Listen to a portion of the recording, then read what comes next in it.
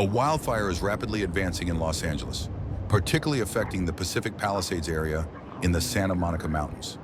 Strong winds are exacerbating the situation, spreading the flames quickly. Over 80 hectares have already burned in this affluent region known for its mansions. The Los Angeles Fire Department has issued mandatory evacuation orders for residents in the most threatened zones.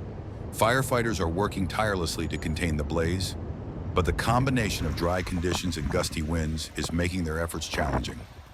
Authorities are urging residents to comply with evacuation orders promptly and to stay informed through official channels for updates on the fire's progression and safety instructions.